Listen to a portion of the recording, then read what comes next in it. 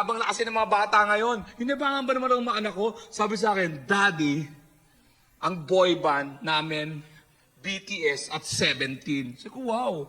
Ang tunay na boy band, Backstreet Boys. Bakit? 5 lang sila.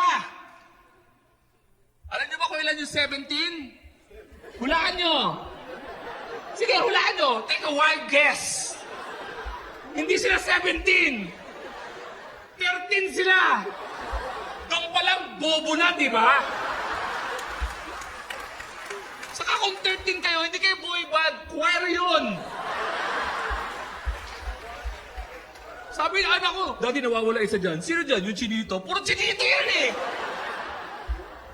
Alam niyo ba yung BTS? 2 members na wala. Nagpahinga. Ano ginawa?